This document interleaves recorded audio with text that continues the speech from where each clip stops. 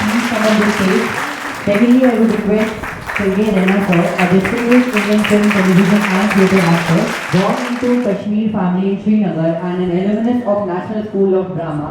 Renasar has made an indelible mark of Indian entertainment. He is renowned for his role in 1986 in Rukha Hua Faisla, a remark of 12 Angry Men, and as Ajit Kumar Banerjee in 1993 Doordarshan series Bhomkesh Bakshi. बचपन तो हमारा भी वैसे ही रहा जैसे हर बच्चे का बचपन होता है हर जगह हिंदुस्तान में। और हमारा कुछ ये ज़रूर है कि हम पहाड़ के लोग हैं, कश्मीर के हैं, तो कुछ रोमांस है पहाड़ों में। जैसे यहाँ देवभूमि में रोमांस है, तो उस रोमांस को हमने मतलब बहुत बहुत एंजॉय किया है, बहुत जिया है। और जहाँ तक एक्टिंग में आने का सवाल है, इसका जवाब मेरे पास है नहीं, क्योंकि जिस family, I am from a very middle class family, और हमारे यहाँ मुझे लगता है मेरी 10 पुश्तों में किसी ने एक्टिंग नहीं की, ना तो किसी मतलब आर्ट्स के साथ कनेक्टेड के साथ। कश्मीरी पंडितों का ये है कि दे वेरी एजुकेटेड क्लास, बस MA BA PhD कर लो, प्रोफेसर बनो, टीचर बनो, यही सिलसिला चलता था। तो ऐसे माहौल में जिस सोसाइटी से मैं बिलोंग करता हूँ कि मैं एक्टिंग में कैसा आया, इसका मैं अभी दिन में भी उनसे बात कर रहा था, इसका एक्चुअली सही आंसर मेरे पास है नहीं। पता नहीं कब कैसे थिएटर के शोज देखे, नाटक देखे, वहाँ पे जो छोटे मोटे नाटक होते थे हमारे कश्मीर में, बहुत कम होते थे, क्योंकि 6 महीने तो बर्फ होती थी कश्मीर में, सिर्फ 6 महीने लाइफ चलती थी, और उन 6 महीने में भी एक आध नाटक और एक आध फेस्टिवल कल्चरल अकेडमी करती थी। समझिए कि साल में 2 या 3 नाटक होते थे, वही हमने देखे। मैं सोचता हूँ कि शायद उनसे प्रभावित होकर, उनसे इंस्पायर होकर मेरे मन में ये हुआ कि मैं भी एक्टिंग करूँ, और बाकी सब I believe is destiny. The only thing I can tell you which I did consciously is that when I got into theatre and I wanted to understand the basics of the grammar of a theatre art. Stage पे जब हम आते हैं, acting करते हैं, set design करते हैं, direct करते हैं, उसका अपने ग्रामर है जो कि आज मैं कह सकता हूँ, तो वो मैं समझना चाहता था। ये मेरा कॉन्शियस एफर्ट था कि ये अगर मुझे ये करना है, और ये मुझे अच्छा लगता था, इसमें कोई शक नहीं कि मुझे एक्टिंग करना बहुत अच्छा लगता है, और आज भी बहुत अच्छा लगता है। तो ये कोशिश मेरी थी कि मैं इसको ज़रा अच्छी तरह से समझूँ, तो इस वजह से मैं नेशनल स्कूल ऑफ ड्रामा गया। ये कहानी जर्नी भी बहुत लंबी है, वो तो कभी किसी और दिन होगी। तो मैं ड्रामा स्कूल पहुंच गया ये सब समझने के लिए, और वहाँ से ट्रेनिंग करने के बाद मुझे काफ़ी कुछ समझ में आया कि क्या है। और सबसे बहुत इम्पोर्टेंट बात ये समझ में आई कि नाटक तो कर सकते हो, लेकिन नाटक आपको अपनी रोजी रोटी नहीं दे सकता, क्योंकि नाटक से आप अपनी रोजी रोटी नहीं कमा सकते। ये अनफॉर्चुनेट है, हिंदुस्तान में इतना बड़ा देश है जहाँ पे मतलब काफ़ी इंटरेस्ट है लोगों को नाटक देखने में, लेकिन टिकट खरीदने में इंटरेस्ट नहीं है। तो वो नाटक जरूर देखेंगे, मुफ्त का टिकट कभी नहीं खरीदेंगे। और ये सिलसिला मतलब मैंने 1973 में ड्रामा स्कूल ज्वाइन किया, 76 में कंप्लीट किया डिप्लोमा, फिर 4 साल मैं रिफेक्टरी कंपनी में रहा। तब से आज तक, इट इज 2024, आज भी लोगों को टिकट खरीदने में बड़ा अजीब लगता है कि यार ये नाटक दिखा रहे हैं, हमसे टिकट के पैसे क्यों मांग रहे हैं।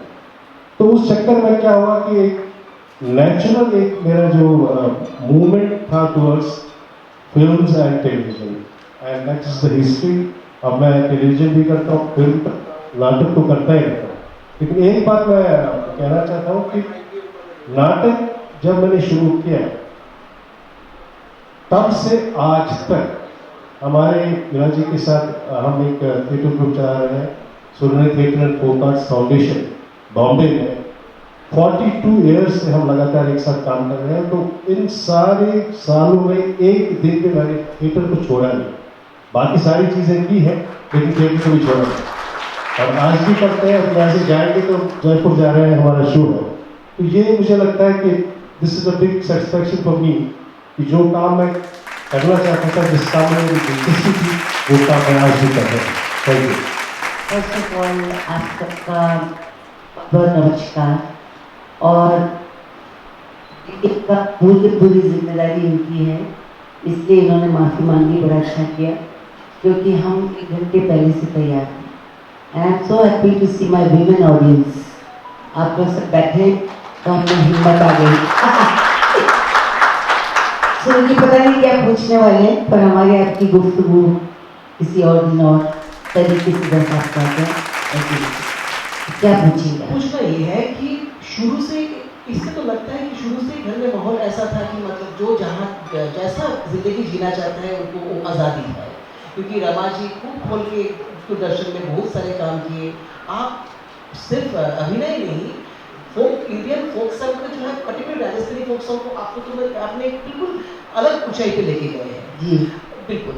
और थिएटर भी एक्टिंग है, पर अपने एक्टिंग और सिंगिंग दोनों को मतलब एक साथ लेके जो है आगे बढ़ रहे हैं। इवन आपकी डॉटर इशिता वो भी सिंगिंग में है, एक्टिंग में है, तो आपका जर्नी कैसा था? पहली बात तो ये कि हमारे घर का आज़ाद माहौल नहीं था।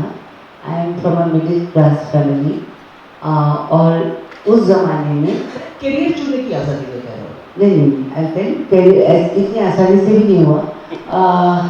वो ये था कि we are 7 sisters and 2 brothers।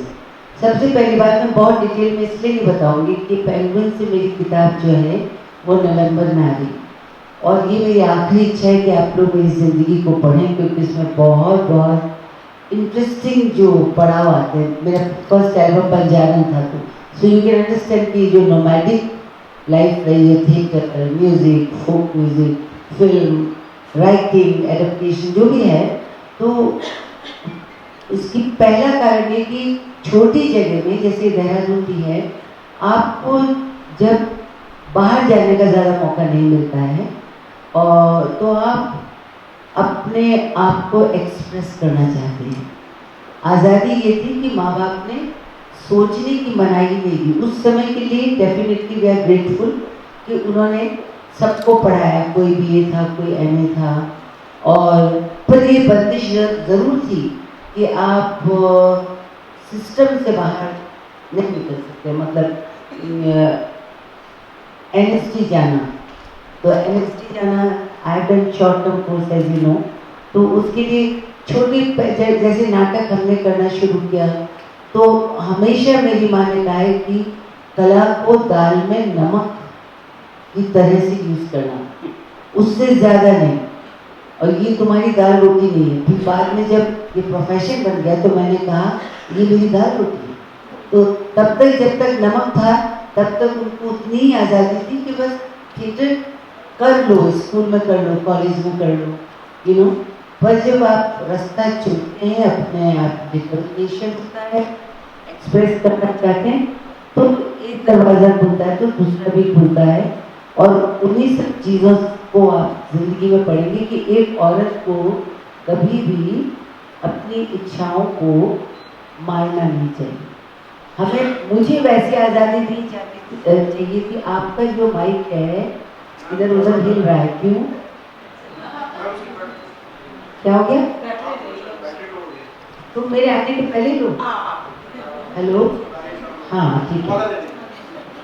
तो इसमें ये था कि एक्सप्रेस करते थे, कभी लॉन में बैठे कविता लिख ली, कभी कुछ मन में आया, इस तरीके से एक्सप्रेस करते गए। स्कूल्स में पार्टिसिपेट किया तो वहाँ पे भी अपनी एक जगह बनाना थोड़ा मुश्किल होता है। तो नज़र टीचर की पड़नी चाहिए आप पे, आप ज़बरदस्ती नहीं कर सकते हैं, पर अगर आप लगन से कोई काम करेंगे और अगर अगन होगी आपके दिल में, तो कहीं ना कहीं किसी की नज़र आप पे पड़ेगी। इस तरीके से स्कूल में नाम हो गया, फिर कॉलेज में हो गया, फिर because Delhi was close, Mohan Maharshi came to Jaipur, तो बड़े बड़े नाटक में पार्टिसिपेट करने लगे। और इसी बीच में राजस्थान को आप जैसे जानते हैं कि वहाँ काम करने वाले भी गाना गाते हैं। कोई आदमी भीख भी जो है ना बिना गाए नहीं करता है, तो कान होने चाहिए। अगर आपके पास कान अच्छे, आवाज़ चाहे ना अच्छी हो, तो यू स्टार्ट रिलेटिंग। फेस्टिविटी होनी चाहिए, फेस्टिवल को मनाया जाना चाहिए। जैसे बंगाल में जब दुर्गा पूजा आता है, बंगाली औरतें इतनी सुंदर सजती हैं Durga. All these festivals are somewhere they are the art form, अगर आप फेस्टिवल्स मनाएंगे उसी ट्रेडिशन से, जैसे गुजराती लोग डांडिया मनाते हैं, बंगाली लोग नवरात्र मनाते हैं, राजस्थान में भी अनगिनत त्यौहार हैं, हमने उनमें पार्टिसिपेट किया है। और मैं यही कहती हूँ कि मैं जो भी आज हूँ छोटा मोटा, वो राजस्थान की देन, वहाँ के सुर, वहाँ का रेगिस्तान, वहाँ का, अब क्या अगर फेल हो गया तो, और लोनलीनेस, ये सब। फिर कहीं ना कहीं आके आप जैसे कि एक्टिंग में कहते हैं ऑब्जर्वेशन, है ना, तो हम ऑब्जर्व करते हैं कि सड़क पे काम करने वाली औरत, उसके अंदर की जिंदगी क्या है। और धीरे धीरे जब क्लास बढ़ता जाता है तो वो शिफॉन में चाहे लिपटी हो, पर फिर भी कहीं ना कहीं वो अपनी बात कह नहीं पा रही, you know. So all this observation do help you, और वही कहीं ना कहीं थिएटर में भी काम आया, लिखने में भी काम आया।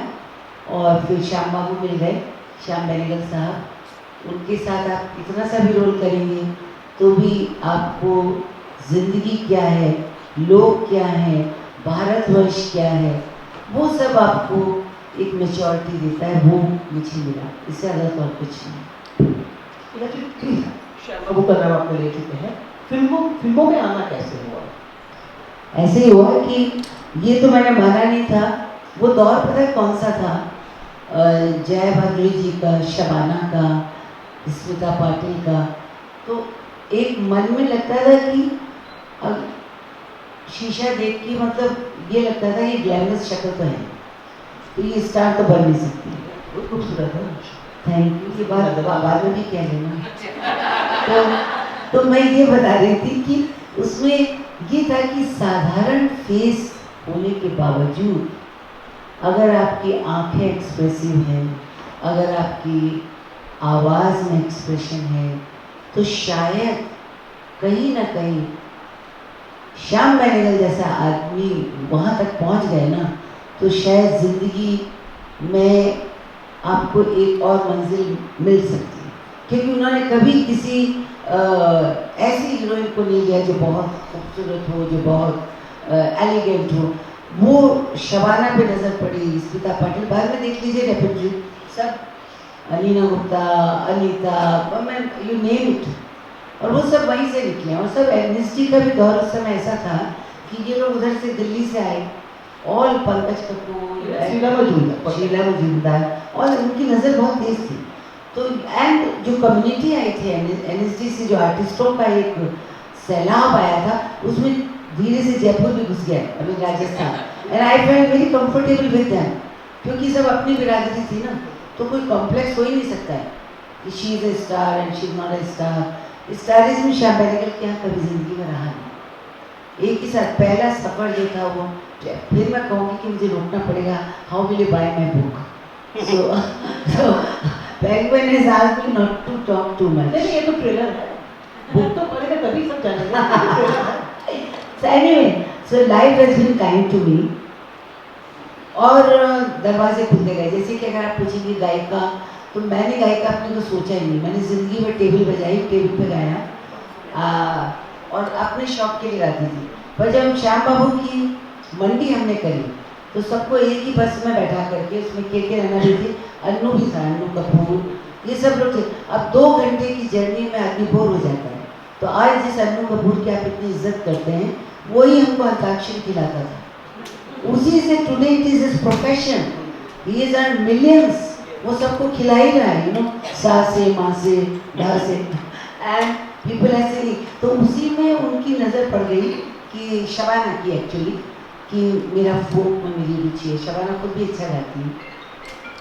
ऐसे खुलता गया वन, मतलब हाँ, फिर महेश भट्ट ने मुझे, शबाना ने कहा कि जब जानकी पुत्री गए कि इसको सुनो, अब ऐसे सुनने लायक चीज़ नहीं थी, पर फिर भी मैंने गाया, तो महेश भट्ट को अच्छा लग गया। तो then he gave me break. As I said कि जो मंडी तक का जो हम लोग जाते थे, ख़ास तौर से मंडी और फिर सुषमा, उसका सफ़र, वो श्याम बाबू को हैदराबाद बहुत पसंद है, और वहाँ वो रॉक कासल में ठहरा देती थी, और उसके बाद सारे लोग बस में भरते थे। तो वो जो शबाना ने सुना, then she called me to her place, फिर वहाँ महेश ने सुना। तो पहली फिल्म थी आशियाना, बहुत पुरानी फिल्म है, उसमें आरती गुप्ता थी। तो वो थी जवानी है कैसे काटूं। तो जब महेश को इसमें टेबल पे गा के मैं गा रही थी ना, तब उन्होंने कहा कि अगर बिना माइक के इतना अच्छा गा सकती है तो उसको माइक दो तो ये तो डॉना सॉन्ग हो जाएगी।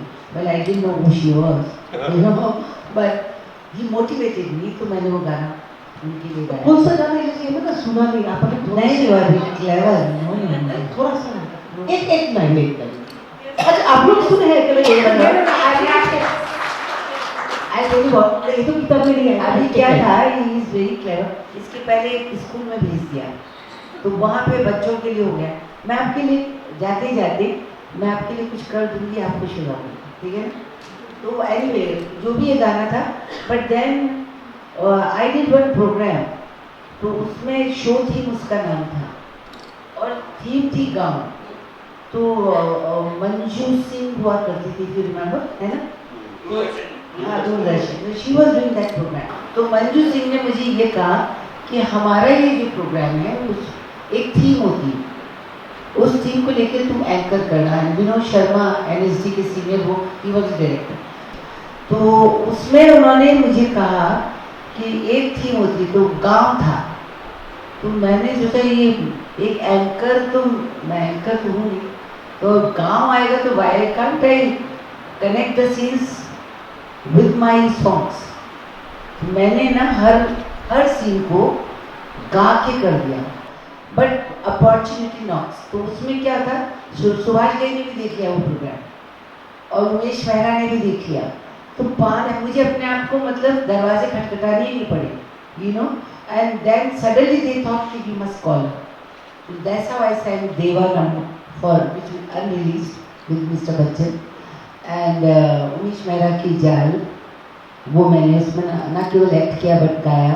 तो उनको ये समझ में आया क्योंकि अलग आवाज़ है। वो हमेशा होता है कि फिल्मों में अच्छी आवाज़ें तो बहुत हैं, पर कभी कोई चीज़ खराब या अलग हो तो उनका मन करता है इसको उठाया जाए। सो आई एम लकी, वो भी एक दौर था, मुझे उन्होंने उठा लिया और that's how it happened.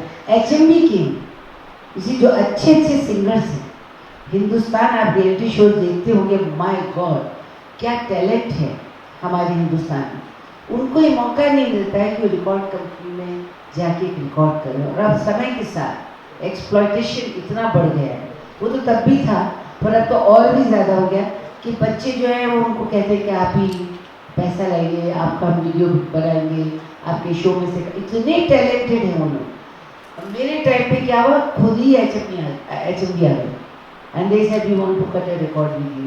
Because एक होता है ना, कोई सीधी सादी बम्बई की बारिश अचानक राजस्थान के आने है, तो उसमें उस धूल में आपको कोई दिखता नहीं है, सुनाई पड़ता है। तो मैं लकी थी कि वो भी एक युग आया जब मैंने गाया, और फिर गाया तो फिल्में हो गई। क्योंकि जब छप्पन छुरी, जो आप सब लोग कहेंगे मैंने नाचा, मैंने रेशम का रुमाल, मैं कईयों ने डांस किया होगा ना, तो रेशम का रुमाल छप्पन छुरी में था। उसको फिर यश जी की लम्हे आने वाली थी, उसका जो म्यूजिक है वो HMV रिलीज कर रहा था। So then they said why don't you hear her. तो उन्होंने सुना तो फिर उसके बाद उन्होंने कहा इनसे गवाते हैं। आधा आधा था वो, आधा श्रीदेवी पे होना था और आधा गांव की लड़की पे होना था। और मैं इतनी भाग्यशाली हूँ कि पंडित शिव शर्मा, हरि प्रसाद चौरसिया जी, शिवहरी, तो शिव जी और हरि जी वो म्यूजिक कर रहे थे एंड दे न्यू मी। तो उन्होंने घर में बुलाया, कई मेरे फोक सॉन्ग सुने, फिर उसमें मोरनी बागा में सुना। बट एक अच्छा संगीतकार वो होता है जो फिल्मों के लिए करता है कि वो अपने अंदाज से, जैसे संजय लीला भंसाली भी करते हैं, फिर उसको फिल्मों की पॉपुलैरिटी सिचुएशन के हिसाब से कैसे ढालेंगे। So half had to be folk, half had to be Lata ji. तो ये भी मौका मिल गया कि उस गाने को लता जी ने गाया और जो आधा हिस्सा गाँव का था मेरे पल्ले पड़ गया। इससे भाग्यशाली और ये मेरा ही एक तो वो एक ऐसा दौर था, लाइव होता था और मैं इतनी डरी हुई थी कि इतनी बड़ी गायिका के साथ मैं गाऊंगी और रीटेक हो गया, मैं कैसे गाऊंगी, और वो तो रिहर्सल करती हुई है, यहाँ तो डर के मारे पागल हो रही थी कि क्या होगा। तो फाइनली HMV में जब मैं गई तभी मैं लता जी से मिली और मैंने कई रिहर्सल कर लिए थे यश जी के घर में, शिव जी के साथ, हरि जी के साथ, ये मेरा पोर्शन कौन सा है, मुझे कैसे गाना है। एंड देवर 2 केबिन्स, एक में मैं, एक में लता जी, और हो गया गाना। फिर उन्होंने मुझे पूछा तुम्हारा गुरु कौन है, अब मैं मर गई कि अब क्या बोलूं, और बिना कट के हो गया। कभी कभी घबराहट आपका साथ देती है शर्त देने से, क्योंकि मैं घबराई हुई थी कि अगर ये कट हो गया तो म्यूजिशियंस क्या करेंगे। सब ठीक। सब ठीक है, सब ठीक। अच्छा, so that's how Lame was born and that turned out to be a golden lama in my life कि लता जी जैसी इतनी, जिनको बचपन से सुना, उनके साथ गाने का मौका मिला। और फिर जैसे होता है ना माइक में, you have to be steady, जब गाते हैं वो आर्ट होता है। किशोर कुमार, किशोर दा, वो जब गाते हैं दुनिया भर की हरकत करते हैं पर वो माइक से हिलते नहीं, हर सिंगर।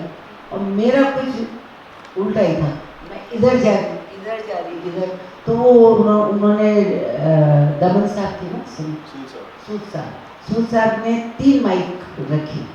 उन्होंने कहा बिना हिले तो फिर इसका गाना बिगड़ रहा है, तो इसको हिलने दो, सो आई मूव।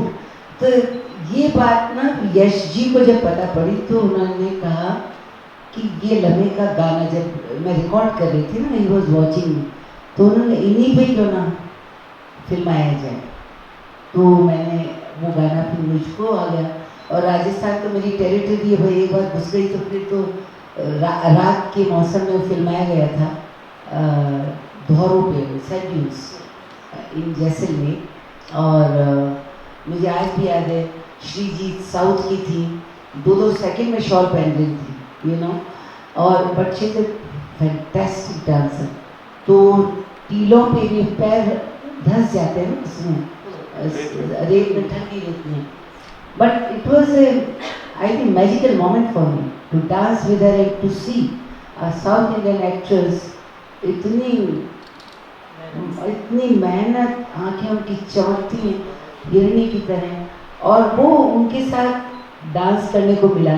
और इसकी एक ही बात मैं आपको बताऊंगी, इसके आगे कुछ भी कलर नहीं बताऊंगी। वो बात ये है कि जब सरोज खान जी आई और उन्होंने डांस देखा, फिर उन्होंने कहा कि देखिए क्या हो रहा है कि ज़्यादा पोर्शन लता जी गा रही, but I want to divide, so I want this song Ila के लिप पे भी आए। जितना मैंने गाया था उतना तो गाया था, पर she wanted one extra stanza जो मुझ पे हुए, पर लता जी की मैं कैसे करूँगी, तो सरोज जी का हो जाएगा, बाद में डबिंग होगा। तो मैंने लता जी पे मतलब लिप सिंक कर दिया, शूटिंग हो गई। देन यू सी फिल्म में आप मेरी आवाज़ सुनेंगी और रिकॉर्ड में आप मेरी आवाज़ नहीं सुनेंगी। वो सुनी स्टेज पे सैया, वो जब हरी जी आए सनी सामने और उन्होंने कहा चलो डब करें, अब लता जी के स्केल को मैं कैसे मैच करूँ, मैंने ये तो हो ही नहीं पाएगा, और ऑलरेडी शूटिंग हो चुकी। एक बहुत अच्छा संगीतकार ही ऐसा कर सकता है जिनको सुरों का इतना पता हो कि मेरे हिसाब से उसी राग में उन्होंने मोड़ दिया, and it comes, you know, that it looks natural, क्योंकि यू कांट मैच है। तो ये सब भी ये सीखने को आपको मिलता है। वैसा लम्हे हैपेंड देन भक्तिदा happened and so many things happened. अब कुछ करो। आज लता जी की जयंती है, लता जी की जयंती है और Lata ji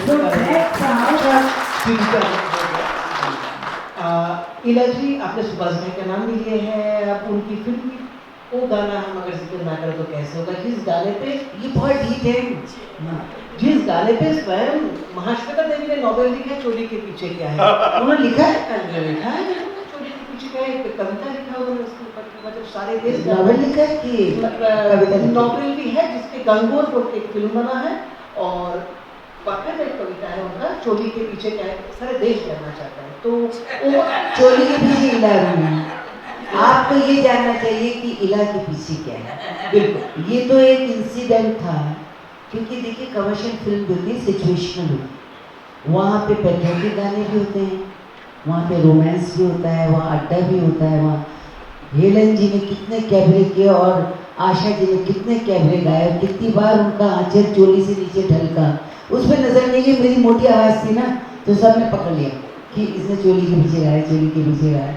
but you see these are the writer कहाँ से पकड़ता है। आनंद बख्शी जैसे राइटर ने इतना खूबसूरत गाना लिखा, और वो ईव टीजिंग देखी। आप लोग भी पता नहीं, आप लोग, मुझे देखने से लग रहा है कि जितनी महिलाएं सब अच्छी अच्छी कॉन्वेंट की पढ़ी हुई हैं, पर अगर कोई हमारी जैसे गरीब स्कूल में पढ़ा हो तो आप ये देखिए कि लड़के जो हैं छोटी जगह के बदमाश होते हैं तुम्हारे जैसे। तो वो क्या करते, चलते हुए किसी की चुन्नी दुपट्टा खींच लेते, खींचते थे हमारे टाइम पे। लड़कियां बेचारी साइकिल पे जाके शिर से खींच लिया, and she used to be very shy, you know, कि ये क्या हुआ। And this incident, one boy उसने खींचा और गलती से अपने कमरे में टांगा हुआ, और उसकी बहन को पता पड़ गया कि इसके पास फ्रेंड की हो। उसने अपने भाई की ऐसी की तैसी करी, you know. So what I have to say कि चोली के पीछे क्या है, सच रिमार्क्स लड़के पूछते थे, ए आती क्या खंडाला कैसे पैदा हुआ, ऐसी तो है। वो किसने लिखा, मजरू साहब ने लिखा, इतना बड़ा राइटर। पर वो जानते हैं, बिकॉज दे आर ऑब्जर्वेंट ना। अगर आपसे कहेंगे गली का गाना लिखो तो फिर गली का लिखा जाएगा, ए मेरे वतन के लिखो तो फिर आदमी वैसा लिखेगा। तो चोली के पीछे जब जन्मा था तो सुभाष जी ने, मैं उनका एक गाना गा चुकी थी जो कि रिलीज नहीं हुआ, विच इज़ देवा, हो ही नहीं पाया। और जब मुझे बुलाया तो 4 आदमी सोच रहे थे कि रिएक्शन देखेंगे। अब उसको आनंद बख्शी जी बैठे थे, उस समय सिटिंग हुआ करती थी, प्रॉपर सिटिंग। आप किसी डायरेक्टर के रूम में जाएंगे तो आपको प्रोड्यूसर का सफ़ेद जूता दिखेगा, वो भी सफ़ेद पहनता था, पता नहीं क्यों, यू नो। और सब सफ़ेद कपड़े पहन लेना, सफारी पहन लेना, और वाइट शूज़। तो वो प्रोड्यूसर आ गया, ये आ गया, वो आ गया। तो जब मैं अंदर गई, अलका भी बैठी हुई थी, वो बहुत अच्छी लड़की है, much younger to me, I love her. तो वो तब तक सुन चुकी थी, तो वो भी शैतानी से देख रही थी इलाजी का रिएक्शन क्या। और फिर मुझे उन्होंने पेंसिल दी, एक कागज़ दिया और कहा कि लिखो। मैं लिख रही, चोली के पीछे क्या। मैंने लिखा आर एन एक्ट्रेस। वो देख रही, शर्माएगी, ये मैं क्यों शर्माऊँगी, लोकगीतों से मेरा पाला पड़ा है। तो फिर वो सब एक दूसरे का मुँह देख रहे थे। मैंने कहा नेक्स्ट लाइन, फिर चोली में दिल है मेरा। And but the way cuckoo cuckoo happen and the way song, इसकी सबसे बड़ी ताकत है इसका म्यूजिक, ऑर्केस्ट्रेशन। इसका जो कोड़ा है, कोड़ा कहते हैं क्लाइमेक्स को, जो उसकी रिदम है इतनी पावरफुल है। और यहाँ मैं बताऊँ कि लक्ष्मी जी म्यूजिक कंपोज करते हैं, पर प्यारे भाई वो ऑर्केस्ट्रा सेट करते हैं। सो चोली जो है वो अपने आप में बड़ा स्ट्रॉन्ग गाना है, और वो इतना ताज़गी, इस पर काफ़ी केसेस भी हुए। और हमारे यहाँ फिल्म में कहा जाता है कंट्रोवर्सी अगर होगी तो तुम बहुत फेमस होगी। हमारी माँ ने कहा था विवाद कभी नहीं खड़ा होना चाहिए। मैं असमंजस में थी कि कंट्रोवर्सी में मम्मी तो मारेगी, और हर आदमी कह रहा था that's the next step, you know, controversy. अच्छा फाइन। तो वो अरे अच्छी खासी थी, उन्होंने कहा तुम्हें यही गाना मिला। पूछा by the way I was married, so my husband had no problem. He is in merchant navy and he is a very progressive person, वो आर्ट को रिस्पेक्ट करते हैं। बट मम्मी ने तो ये पूछ ही दिया कि तुम्हारे पास पैसे की कमी थी और वो पैसा नहीं देता, तुमने चोली की क्यों गाया। तो काफी उनको था। और बाद में जब वो ग्रॉसर किए जाती थी, 5 रुपये कम कराने होते थे, मैं इलाज की माँ हूँ, ये क्या मतलब। आई ऑलवेज सेड ये क्या बात, मेरा नाम बंसारी का लेने की क्या जरूरत है, you know. Then she felt proud that I am somebody. But that is the value of middle class. उनको समझाना पड़ा कि ये सिचुएशनल, उनके दोनों लड़के आज एडवर्ड के बहुत बहुत फेमस लोग हैं, पीयूष पांडे, प्रसून पांडे। तो वो जब काम करते हैं, जब क्रिएटिविटी होती है, तो आप समाज के लिए कर रहे होते हैं, आप लोग लिहाज को ये सोचेंगे कि मेरी बेटी क्या सोचेगी, मेरा पति क्या सोचेगा, मेरे साथ। We don't need to leave this profession and we choose अपनी अपनी पसंद है। Do I want to take off my clothes और do I want to say something. Shabana Smita वो भी पॉपुलर हुई, जया जी भी हुई है, तो सबने अपना अपना एक रास्ता पर करा। But at the and I will say कि जब ये चोली का फिल्मांकन होना था, उसके पहले ना चोली की कंट्रोवर्सी, प्रेस वाले आप जैसे लोग, तो ये उन्होंने इतना तंग कर दिया कि सुभाष जी का मेरे पास फोन आया that I want to picturize this song on you. Neena नहीं थी पहले, नहीं थी। मैंने कहा सरोज ये खतरनाक कोरियोग्राफर, ये शब्द तक तो ठीक था, ये कहीं मुझे ना गड़बड़ पहना दे और गड़बड़ करा। और मम्मी की शक्ल और याद आई, मैं मना करी। फिर नीना से कहा, नीना ने भी सोचा, but I must give her compliment. उसे कुछ भी नहीं किया, बट ग्रेसफुली, और लगता नहीं इलारू की आवाज़ है, because she knows me very well. हम लोग बहुत अच्छे दोस्त हैं, श्याम बाबू के यहाँ एक साथ ही रहे, तो इट लुक्स कि ये तो इलारू नहीं गा रही, या कोई समझे। बाद में हमें बहुत लाइव शोज मिले, हम दोनों ही जाते थे। The earning happened after choli and I must thank choli. Actually पैसा मैंने उससे कमाया। जो लाइव शोज है वो ऐसे नहीं आए थे कि पृथ्वी थिएटर में प्ले करते रहो। इवन पृथ्वी थिएटर में ऑडियंस भी आई चोली की वजह से। I have done good plays, I do thought-provoking plays. We do lovely theatre. पर 7 लोग आते थे और 15-20 लोग स्टेज पे होते थे। आप सोचिए कितना बुरा, बार बार जाके कितने बिके। चोली हुई नहीं, पूछने की जरूरत नहीं। फिर वो अंदर जब आ गए, then they realized कि इला के पीछे क्या है, because that is something different. Theatre is something else. So choli has been very kind to me. और चोली उस ज़माने की सलील चोली आज भी जो कंपोज़र हैं, लिखने वाले हैं या नई फिल्म बनाने वाले हैं, उनको उसी चोली की ज़रूरत पड़ी जब उन्होंने क्रू किया। You know, they use the same चोली and they use my vote for घाघरा because they could not think beyond that. Composers को तो नया सोचना चाहिए ना, उन्होंने नया नहीं सोचा, उन्होंने ये सब करा। बिल्कुल। और अभी अपने जो अलका जी के नाम अलका जी के साथ ऐसा गाना एक और भी था, गुपचुप गुपचुप मुझको रहा। अलकाजी पूछ रही है, अलका जी और मैं एक्चुअली में बैठा रहा। मैंने जिंदगी में कोई पूरा फिल्मी गाना गाया ही नहीं, आधा उसने गाया आधा मैंने गाया। तो उसकी शैतानी नजर नहीं आती क्योंकि तो देखने में सौम्य है, कम बोलती है, पर उतनी छिचोरे गाने उसमें भी गाए। And she's a nice girl. Whether it is gup chup, whether it is gutul, because then afterwards both of us worked hell of a lot for Bapida. और बापीदा यही इला आता क्या, अभी हमारा तुम्हारे गुटुल तुमने इतना बढ़िया किया इला, तुम बहुत अच्छा कर। अभी मैं और लेकर आया डबल मीनिंग, अरे दादा कुछ तो अच्छा करो। पर एक दौर होता है इंडस्ट्री में ना, अगर आप माँ बन गए तो माँ ही बनेगी, अगर आप डबल मीनिंग आ गए तो I am the expert of double meaning. I mean, can you believe after choli I got at least 15 choli songs। पर ये मेरी इंटेलिजेंस कहिए आप कि कभी पैसे की प्रलोभन में नहीं आया। ये गाना एक अपने आप में आइकॉनिक सॉन्ग है। एक का आया था सोमवार को नीले रंग की चोली, मंगलवार को पीले रंग की। व्हाट द हेल इज हरी अपनी। एक ऐड मिला था चप्पल के नीचे क्या है, मैंने कुछ नहीं किया। I could have earned millions. I never did it because I have my ethics myself. So I will never do it. मैंने ऐसा कोई गाना नहीं। अभी आप लोग सवाल कर लीजिए। औरतें कर रही सवाल, आधे तो नहीं कर पाएंगे। I think audience wants to hear. आप भी करेंगे करिए। बिल्कुल। I think audience would like to hear the choli song first of all because आपने आज चोली के पीछे इतना कुछ बता दिया है। बिल्कुल नहीं, मैंने भी कहा था मैंने कोई सॉन्ग पूरा नहीं गाया। We can hear the two lines only, otherwise the three one, so that we can give audience questions. नहीं हम ऑलरेडी प्लान करके आए हैं आपको कवर करने के लिए, सो आपको आई नो इट। एक हिंदी में कहावत है, 70 खेल बसंती खेलों ने सिखाओ चंदो। आई न्यू कि आप पूछेंगे, पर एक्चुअली आज नहीं हो सकता, but I wouldn't disappoint you, कुछ तो हो जाएगा।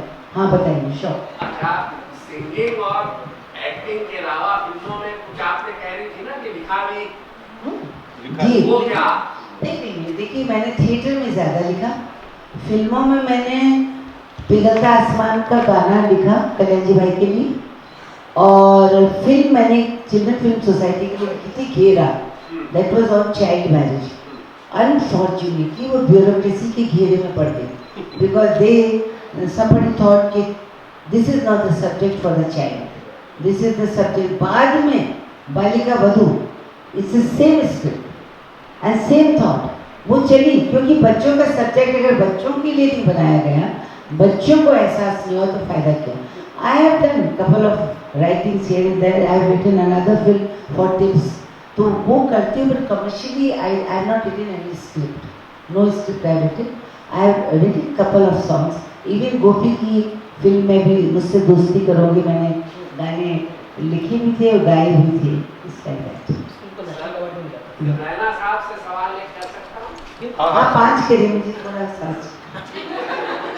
अच्छा सर, राइटिंग में कैसे गए? एक मिनट। और आपने राइटिंग में मतलब बहुत दिग्गज राइटर्स के साथ कोलैबोरेट किया है, राजकुमार संतोषी बहुत अच्छे राइटर हैं, स्टोरी, स्क्रीन प्ले, डायलॉग, तीनों अवार्ड ले चुके हैं। आई थिंक डायरेक्शन का सिर्फ एक अवार्ड मिला है, राइटिंग के तीनों, एक में आप कोलैबोरेटर थे उनके, घातक में आप कोलैबोरेटर थे, और फिर चाइना गेट और राजकुमार संतोषी के अलावा चाइना गेट और कार में आपके साथ अंजुम प्रजावली थे। जैसे चाइना गेट है, बहुत सारे कैरेक्टर्स थे, तो मतलब it was a challenging script और बहुत अच्छी, मतलब मेरी it is one of my favourite film. तो आप राइटर कैसे बने? राजकुमार संतोषी और अंजुम प्रजावली के साथ जो कोलैबोरेशन है वो कैसा एक्सपीरियंस है, थोड़ा सा बताइए। अल्ले साहब की जो बायोग्राफी आ रही है देखिए ऐसा है कि जो कुछ आपने कहा मेरे बारे में, राइटिंग के बारे में, ये महज एक एक्सीडेंट है, मैं अपने आप को राइटर मानता नहीं हूँ।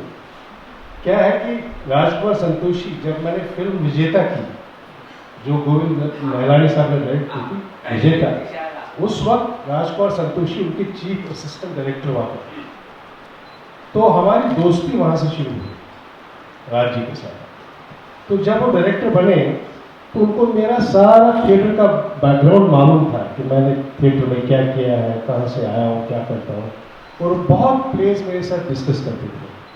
तो जब उन्होंने अपनी फिल्में बनानी शुरू कर दी तो उन्होंने मुझे कहा कि यार ऐसा करो, why don't you help me constructing the sequence, scenes जो है ना फिल्म में जो स्ट्रक्चर करते हैं स्क्रिप्ट, तो थोड़ा हेल्प करो। तो मुझे भी एक लालच ये था कि मैं भी जानना चाहता था कि फिल्म कैसे बनती है, फिल्म की स्क्रिप्ट कैसे लिखी जाती है। थिएटर का तो मुझे मालूम था, हमारे पास तो पूरा आता है हमारे पास, चाहे कोई भी राइटर हो हम उसको पढ़ते हैं, लेकिन ये लोग कैसे करते हैं कि ये जानने के लिए, जैसे मैंने मेरी जिज्ञासा की तो मैंने कहा कि ठीक है।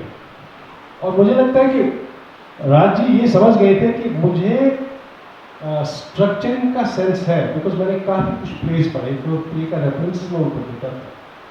तो जब हम बैठते थे, सीक्वेंसेस लिखते थे, तो मैं भी थोड़ा थोड़ा कंट्रीब्यूट करता था डायलॉग के तौर पे या सीन के तौर पे। ये एक फ्रेंडली मामला था। I was not professionally, I have never written for him professional, this is all out of friendship I have done. तो क्या था कि यहाँ से शुरुआत होगी, चाहे वो घातक हो। आप देखिए घातक में मेरा नाम नहीं, लेकिन मैं आज कह सकता हूँ कि मेरी भी कोई किताब नहीं आने वाली है, जैसे दीपक ने कहा कि काफ़ी कॉन्ट्रीब्यूशन है मेरा स्क्रीन प्ले में, डायलॉग में, लेकिन मैं राज जी को ये कह रहा था कि मेरा नाम नहीं आना चाहिए, क्योंकि मुझे उस वक्त ये लग रहा था, वो बेवकूफ़ी थी, मैं लग रहा था कि अगर लोगों ने ये समझा कि अब मैं राइटिंग करने लगा हूँ तो एक्टिंग के हिसाब से मेरा एक्टर कहेंगे इसका एक्टिंग से अब कोई वास्ता नहीं, एक्टिंग कर नहीं पा रहा है, इसलिए वो राइटर बन गया। तो वो जो है वो गड़बड़ थी। जब उनकी पहली फिल्म घायल थी वो मेरे कमरे में, मैं मान लूँ मतलब उसमें जब नया नया आया था बॉम्बे, कमरे में रहता था, तो सारी फिल्म मेरे मतलब कमरे में लिखी गई। लेकिन मैंने कभी ये नहीं चाहा कि मेरा नाम उसके साथ एसोसिएट हो जाए कि मैं राइटर हूँ। लेकिन दोस्ती थी तो काफ़ी कुछ चल रहा था हमारा। तो उसके बाद उनके साथ जब चाइना गेट आई तो अंजुम रजौरी आई, तो वो तो बहुत अच्छे स्क्रीन प्ले राइटर हैं, तो बहुत अच्छा काम किया। तो आजकल हाँ राम और चाइना गेट साथ साथ आए। तो अंजुम को भी मैं शुरू से जानता था एज अ राइटर। तो जब हमने ज्वाइन किया इकट्ठे लिखना, क्योंकि देखिए फिल्म में जो स्क्रिप्टिंग होती है तो ये कोलेबोरेशन सा होता है, जैसे 2-3 लोग बैठते हैं, राइटर्स बैठते हैं, एक आइडिया ले लिया तो उसको लिखते हैं। इसी तरह से राज जी, मैं, अंजुम रजौरी, तो हम मिलकर जब चाइना की स्क्रिप्ट लिखी तो तीनों साथ थे। तो कुछ न कुछ कॉन्ट्रीब्यूशन उनको ये लग रहा था कि मुझे मेरा लैंग्वेज पे कमांड है, डायलॉग पे थोड़ा कमांड है, तो मैं उनको हेल्प करूँ। तो मैं वो पार्ट करता था। और साथ ही साथ क्योंकि अंजुम इतने मतलब पहुंचे हुए writer, is a fantastic screen play writer, तो उनसे भी सीखने को मिला और मैं थोड़ा वही कॉन्ट्रीब्यूशन मेरा चलता रहता था। इसलिए आप एक्सेप्ट जब ये सारा काम मैंने 2-3 फिल्मों में किया राज्य के साथ, राज्य के साथ मैं 7-8 साल रहा हूँ लगातार। तो जब पुकार आई तब मैंने उनको कहा कि भैया अब मैं, उन्होंने कहा लिखना पड़ेगा, डायलॉग लिखना पड़ेगा, मेरे पास ये नहीं है, वो राइटर भी अवेलेबल नहीं है, हम लिखेंगे उनके साथ। तब मैंने कहा कि तब मुझे समझ में आया वो जो मैंने पहले कहा था मेरा नाम मत दो, वो बेवकूफ़ी थी। मैंने कहा इस बार मेरा नाम होना चाहिए और मुझे पैसे भी चाहिए, ठीक है। तो that is how I started working with him. और पुकार में भी हम साथ में हमने लिखा है, राजकुमार संतोषी हमने साथ में डायलॉग लिखा है और अंजुम जी भी साथ में उसके थे। तो that is how it started. आप देखेंगे उसके बाद मैंने कभी लिखा नहीं। जब मैंने राजकुमार मैं वहाँ वहीं पे जाना चाहता हूँ। आपने तो बहुत ही मतलब मेरे ऊपर तो काफ़ी आपने रिसर्च किया है, thank you very much, thanks. तो क्या है कि जब ये फिल्में हो गई, जब पुकार भी खत्म हो गई, तो मैंने उसको कहा कि यार आप तो राइटिंग में तुम छोड़ दो, अगर वो तुम्हारी फिल्मों में मेरे लिए रोल कोई है तो वो दे दो, अब बहुत हो गया। क्योंकि मैं तो एक्चुअली एक्टिंग करना चाहता हूँ, ये सब मुझे आता नहीं, क्योंकि ये सब मैं करता हूँ थिएटर में, प्लेस में। बिन्नी लतीफ़ साहब जो जब दहक लिख रहे थे, बिन्नी लतीफ़ भी कश्मीर का है, मैं भी कश्मीर से हूँ और कश्मीर से हम दोस्त हैं, वो मुझसे बहुत छोटे हैं। तो वो फिल्म दहक लिख रहे थे, आइडिया वाइडिया सब उनका है। तो उसमें क्या था, मुझे जब उन्होंने आइडिया सुनाया, लेकिन तब कोई ऐसा एक वो नहीं होता था कि प्रॉब्लम कि भाई आप अपने आइडिया शेयर करते हैं अपने दोस्तों के साथ। तो उन्होंने मुझे थोड़ा सा आइडिया स्क्रीन पर बताया, मैंने कहा इसमें गड़बड़ है भाई, क्योंकि मैं उसको अपना बिल्कुल छोटे भाई की तरह मानता हूँ। मैंने कहा ये नहीं चलेगा, ऐसा नहीं है। तो उसने कहा क्या करें, तो मैंने उसको कहा इसको बैठ के रिवॉल्व करना पड़ेगा। तो मैं उनके साथ स्क्रीन प्ले पर बैठ गया, स्क्रीन प्ले पक्का हो गया। तो उसके बाद डायलॉग कोई और लिख रहा था। अब क्या हुआ कि डायलॉग वो जब शूटिंग शुरू हो गई तो डायलॉग वो आते थे 2 सीन 3 सीन के डायलॉग है, उसके बाद राइटर बिजी है, राइटर पे टाइम नहीं, राइटर के पास ये नहीं, हमारी शूटिंग शेड्यूल हो गई है, सिनेमा बहुत एक्सपेंसिव मीडियम है। तो उसने कहा यार तो फंस गया, इसने मुझे फंसा दिया, तो अब मैं क्या करूँ। मैंने कहा क्या है, आप ऐसा करते हैं कि अगर तुमको मुझ पर विश्वास है तो मैं लिखता हूँ, मतलब इसका डायलॉग कोई प्रॉब्लम नहीं है। तो उसने कहा बिल्कुल आप लिख लो। तो आप लिखेंगे, मैंने कहा मैं लिख लूँगा। करना था, उसके छोटा भाई था तो हेल्प उसको करनी थी। तो आप हैरान हो जाएंगे, जो कि आज तक किसी को पता नहीं है, उसके 80% डायलॉग जो बैठ के वो मैंने लिखे हैं, लेकिन नाम किसी और का है, क्योंकि वो एक प्रोफेशनल एथिक्स है, उनको मतलब साइन किया गया था एज ए राइटर। उनकी अपनी प्रॉब्लम थी, वो मैं डिस्कस नहीं करना चाहता हूँ, लेकिन मैं 80% डायलॉग मैंने लिखा उस फिल्म का। उसके बाद मैंने मतलब मुझे फिल्म में लिखने का चांस नहीं आया, क्योंकि मैं हमेशा आज अभी भी इस मोमेंट में मेरी एक ख्वाहिश है कि मैं किसी दिन एक दिन खुद फिल्म डायरेक्ट करूँ और खुद ही लिखूँ। तो मैं उम्मीद करता हूँ कि वो दिन आए तो मैं अपनी फिल्म लिखूँ, उसके डायलॉग लिखूँ और फिल्म डायरेक्ट करूँ। अमरीश साहब का कैरेक्टर है वो जो आपने गैर डिस्कवर किया ना, जॉन है सॉन्ग से बोलता था। अच्छा, चाइना गेट में एक वो जो सीन है ना जहाँ पे चाइना गेट का वो डायलॉग जो है, तो वो मैंने नहीं लिखा है, वो हमारे एक असिस्टेंट थे। तो उसमें चारा गीत में जो विलन था ना, तो वो उसमें डायलॉग था जो बहुत पॉपुलर हो गया था। वो अनफॉर्चुनेटली मेरे मन को भाया, मैं कुत्ता काट के खाया, वो मैंने नहीं लिखा। वो जो डायलॉग है, डायलॉग बहुत कमाल है। हमारे साथ एक असिस्टेंट थे राज जी के, तो आप सोच रहे थे यार कुछ ऐसा टैग लाइन बननी चाहिए जो हमेशा ये कहे हमारा विलन कहे, तो वो समझ नहीं आ रहा था। ये जो है यूपी के थे ना, वो नाम बोल रहा हूँ उसका। हाँ, तो वो जो है, तो हम पूछ रहे थे सबसे, तो मैंने उसको कहा कि यार तुम बताओ, वो राजी से बहुत डरते थे। नहीं, विजय देवेश था, लेकिन वो दूसरे सिस्टम थे। तो मैंने कहा यार बताओ यार, कुछ बताओ तुम लोगों का पोलिटिकल कुछ ऐसा हो। उसने कहा हमारे यूपी में कहा जाता है, मेरे मन को भाया, मैं कुत्ता काट के खाया। तो मैंने राज्य को सुनाया, मैंने कहा यार ये तो कमाल है, मेरे मन को भाया, मैं कुत्ता काट के खाया। तो वो हिट हो गया, और आज तक लोग जब भी मुझे कहीं देखते हैं तो डायलॉग मेरे पीछे पीछे बोलते हैं, मेरे मन को भाया, मैं कुत्ता काट के खाया। लेकिन डायलॉग अनफॉर्चुनेटली मतलब मैंने नहीं लिखा, किसी और ने लिखा, किसी और का है वो, लेकिन बहुत सक्सेसफुल हो गया। तो इस तरह से ये जो चलता रहा सिलसिला हमारा, तो वो आज भी हमारे बहुत अच्छे मित्र हैं राज जी। फिर मैं एक्टिंग में ज़्यादा बिजी हो गया, क्योंकि मैं बाहर राज जी से मुझे लगा राज जी के साथ तो वो क्या करेगा, वो मतलब एक्टिंग में काम कम देगा। नाटक में दे दिया, दामिनी में दे दिया, 2 सीन करके उसको भूल गया कि मैं उस फिल्म में था, और मैं चूँकि मैं दोस्त हूँ उनका। ये देख लीजिए, ये भी एक अपना एक उसको अहम कहिए या कुछ भी कहिए कि वो 20-22 सीन थे फिल्म में। तो मैंने कहा कि जब बुलाएंगे, जब शूटिंग एक्टर को होता है कि तुम्हारी डेट आ गई है, तुम्हारी भैया, तो उन्होंने मुझे बुलाया नहीं। मैं सेट पे जाता था, बात घर पे होती थी, खाना खाते थे मजे, लेकिन कभी मैंने उससे ये नहीं पूछा अरे यार मेरे रोल का क्या हुआ। और वो भी भूल गए, हम भी भूल गए। तो उसमें आप देखेंगे, वो फिल्म अगर आप देखेंगे, उसमें शुरू में बिल्कुल में एक गाने का सीक्वेंस है, उसमें मैं हूँ, उसके बाद मैं हूँ नहीं कहीं। फिर जब फिल्म खत्म हो गई तब उनको याद आया, अरे यार ये तो कैरेक्टर मिस कर गए। मैंने कहा बहुत अच्छा किया मिस कर गए, अब ये आएगा नहीं। तो इस तरह से क्या है कि सिलसिला हमारा चल गया। तो मैं then I got busy acting in films, काफ़ी मतलब ईश्वर की कृपा से काफ़ी चांसेस मिल गए, काफ़ी रोल्स मिल गए, मैं बिजी रह गए, तो एक्टिंग का काम खत्म हो गया। एज एन एक्टर भी काम किया है राज जी के साथ, गाता था। तो उसमें मतलब उनके बारे में ये मशहूर है कि जब वो कोई स्क्रिप्ट सुनाते हैं तो एक्चुअली फिल्म दिखा देते हैं।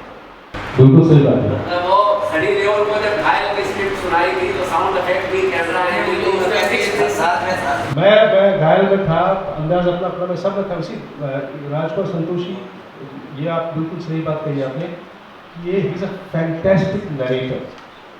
वो कहानी जो है वो ऐसी नरेट करेंगे, बिल्कुल सही कहा आपने, तो आपकी विजुअली फिल्म आपके सामने आती है। He is very good at, he is really very very good at, और ये उनका काम है।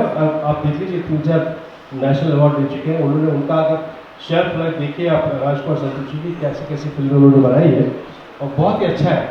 अब क्या होता है कि वक्त के साथ साथ स्थितियाँ बदल जाती हैं, और फिल्मों में क्या होता है कि एक आध फिल्म अगर नहीं चली तो फिर आपको लोग भूल जाते हैं। अभी फिल्म जिन्हें लाहौर नहीं देखा वो जन्मेंगे।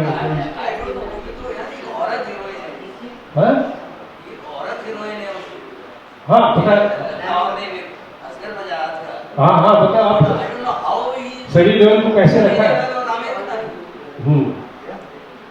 तो ऐसे है कि मतलब वो जो है ना वो अच्छी फिल्म होगी। अभी एक और फिल्म में मतलब मैंने पढ़ा अभी क्या आमिर खान के साथ भी कुछ मतलब वो कर रहे हैं, एक दो फिल्में कर रहे हैं।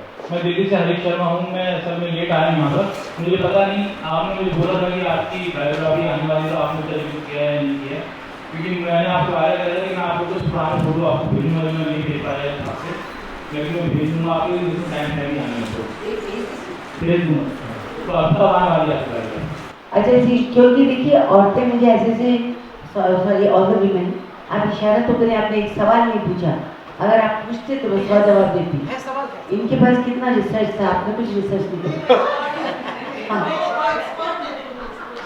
आपने एक से एक गाने गाए हैं रीना जी। मैं आपसे पूछना चाहती हूँ कि कोई एक गाना ऐसा जो आप सोचती है काश मैंने ये गाया हो। सिर्फ जो मुझे लगता है काश मैंने गाया होता, मैंने अपने एल्बम में गा लिया, क्योंकि फिल्म में किसी और सिंगर का तो आप सोचती हैं कि काश मैंने गाया। नहीं, फिल्म में क्या होता है कि सिचुएशनल होता है, सिचुएशनल होता है, वो अपने मन से लेकर आते हैं कि किसको लें किसको ना लें। तो ऐसे कई गाने हैं जो मैं गा सकती थी, वो और लोगों ने गाए तो मतलब उनका लग था, उन्होंने गाए। बट आई फील मैंने इस बात की चिंता नहीं करी, क्योंकि जो मुझे मिला वही, और मैंने सबके साथ गाया, चाहे वो रहमान जी हों, चाहे वो लक्ष्मीकांत प्यारेलाल जी, चाहे यू नेम इट, कल्याण जी भाई। और एक ही जगह रह गया, आरडी साहब की बहुत इच्छा थी actually, after that he convent with Casey lord that he wanted me to sing one song. मैंने सबके साथ गा लिया, पर जो कुछ एक ऐसे गाने हैं जो समझिए, कोई रिचा सैंग माई सॉन्ग, सब क्या बोले, तो ऐसे हो जाता है कभी कभी। मैं गा सकती थी या नहीं गा सकती थी, पर मुझे वो गाने लगा कि मैं गाती तो अच्छा था, ऐसा। But that's a music director's choice. Cook stories, I cook stories, नहीं I do cook, I do cook. ये बहुत अच्छा खाना बनाती है, क्योंकि जब मैं बॉम्बे आया दिल्ली से, तो जब हमारी मुलाकात हो गई लंच के साथ, आप यकीन मानिए कि शुरू के जो इसको स्ट्रगलिंग पीरियड कहते हैं ना हमारी बॉम्बे की लैंग्वेज में, मतलब कम से कम 8-9 साल मैंने इन्हीं के घर में खाना खाया, और ये बनाती थी, बहुत अच्छा खाना बनाती। मतलब जब आपका काम हो जाता है ना, कभी कभी you feel like cooking, but I do love. भाई के झूठ बोल रहा है, he is a very good cook. किसी को job, he is really a good cook, और Kashmiri man are very good cook. तो वो हमारा ऐसे ही चलता था, because I have many friends जितने भी एनएसडी से आए थे वो भी स्ट्रगलर थे, और मैं luckily my husband was there, so I had a place. तो ये लोग अपनी डिशेज जो है मेरी रसोई में पकाते थे, इट्स लाइक दैट। बाकी ये है कि any more question? My name is Rajshree.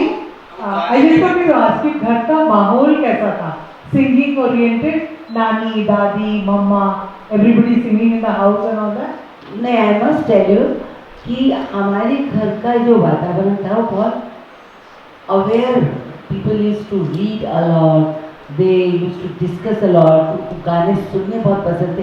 But if you say that मेरी मदर गिरजाबाई थी, नहीं, ये सब मेरे में जो आया ना, वो पोइट्री का माहौल, मतलब बच्चन जी को सुनना, नीरज को सुनना, जयपुर ऐसी जगह है तो उसको डिस्कस करना। हमारे घर में हर आदमी हर चीज़ का एक्सपर्ट है, क्योंकि वो बहुत सुनते हैं, बहुत डाइनिंग टेबल में 7 बजे बैठते हैं, 11 बजे उठते हैं, because they have a debate.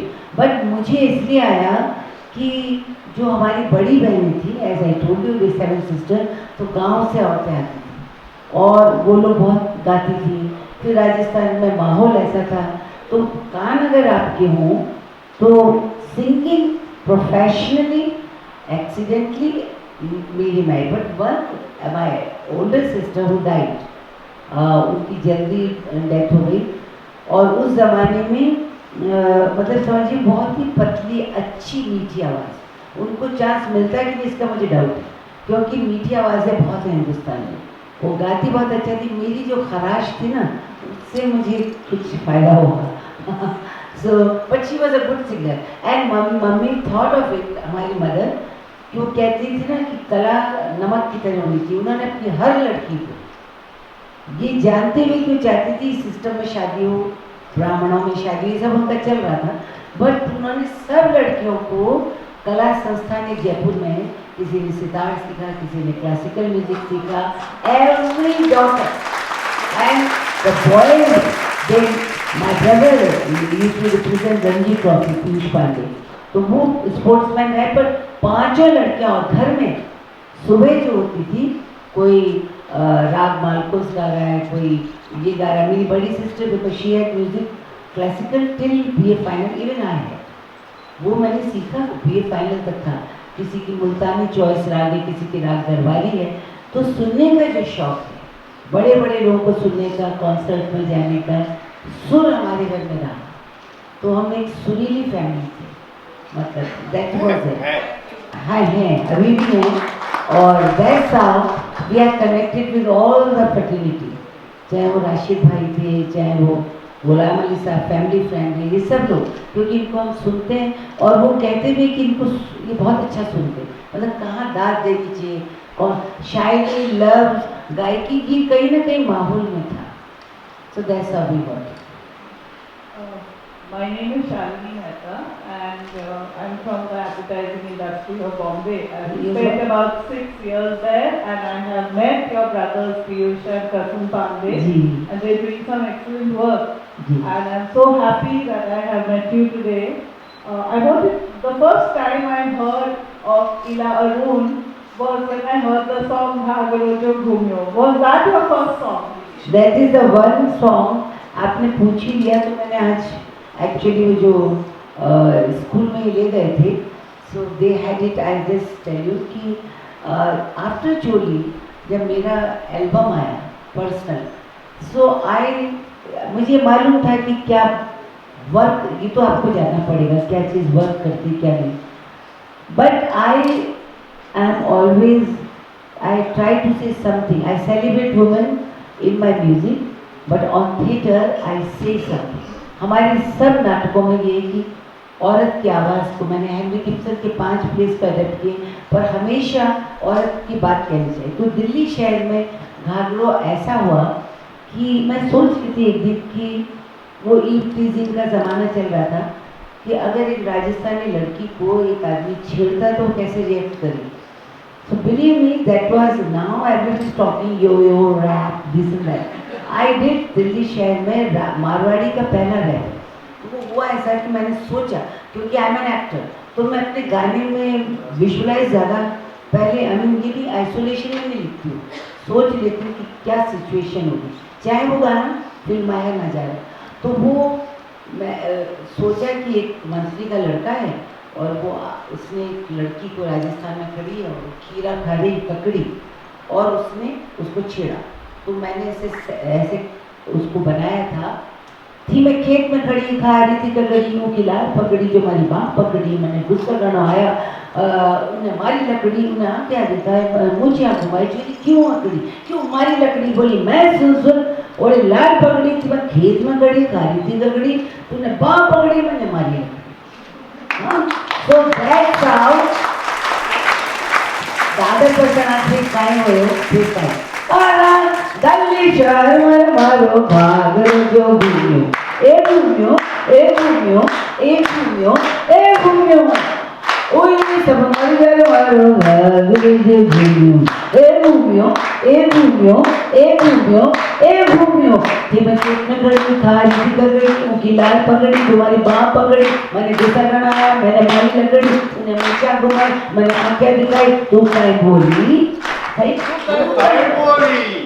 अरे दूर हट जा छोरा, दूर हट जा तू की बतन ऐसा ठचका, दूर हट जा जरा बेरा दिल्ली शहर मारो घाघरो घूमियो ए घूमियो ए घूमियो ए घूमियो ए घूमियो.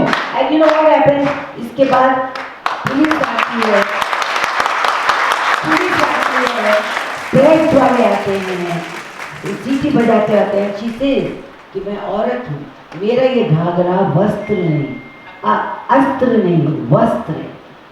I can lure a man but if you misbehave with me, ये मेरा एक मैंने घुमा ना, इस आगे में तुम उड़ जाओगे, तुम हो क्या. So that's how whole song became कि करते करते करते फिर गर्मी में हमारे नाम पे 40 सेशन, उस समय 3 सेशन वॉज देयर. मैं बहुत कुछ कह गई उसमें, इलेक्शन कमिश्नर थे और इलेक्शन सिंबल कैसे बनता है वो, इलेक्शन में हमारा नाम है मड़वानी, मर्दा से आगे निकलेगी जनानी, इन्हें टिकट दिलाओ, इन्हें मंत्री बनाओ, चुनाव चिन्ह घाघरा ने बनाओ, वोट फॉर घाघरा, वोट फॉर घाघरा, वोट दिल्ली शहर मारो घाघरो घूमियो ए घूमियो ए घूमियो ए घूमियो ए घूमियो. संतोष Sivan, one of the finest cinematographer, director, he made video on it. तो वो जब कोई डायरेक्ट करता है अपना इंटरप्रिटेशन कुछ और ही दे देता है, पहले ही न्यूज़पेपर को ऊँट खा रहा होता है, you know, that's how he made my video. So it was one of the finest videos. और ये आपने सुना तो people loved it. They thought चोली के बाद घाघरो घूमियो, but अगर ध्यान से सुनते थे 7.5 minute poem, you know, the rap, and it is pro boom. So vote for Ghaghara.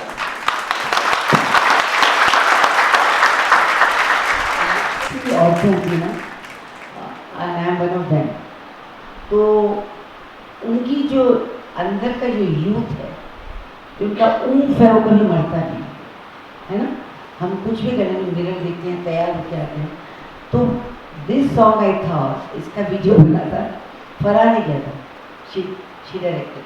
तो मैंने सोचा मैं जाती थी. छोटी सी स्टोरी है कि मैं गौतम राजाध्यक्ष के यहाँ 56 चूड़ी का एल्बम बना. मैं गई वहाँ. Gautam Rajadhyaksha one of the finest photographer of our country. Mickey Contractor is Aishwarya Rai's makeup man. तो औरतें अगर आप रियल लाइफ में हम लोग को देखें ना बिना मेकअप के, तो सड़क की लड़की भी हमसे ज़्यादा सुंदर है. पर मेकअप कैसे बदल देता है, फिर लाइटिंग कैसे बदल देती है, फिर कॉस्ट्यूम डिज़ाइनर, सब तो बहुत कुछ हो गया, सब कुछ बदल जाता है. तो जब मैं उनके यहाँ गई तो मेरा मेकअप चल रहा था और मिकी मेकअप कर रहा था, गौतम वो कर रहा था, और उनकी बाई आते जाते पोछा लगा रही. तो मैं ठीक है. फिर एल्बम आ गया. एल्बम आया तो मैंने सोचा कि क्या क्या गाना बनाऊं. तो औरत का ऊँफ जो था उसके लिए मैंने गाना बनाया.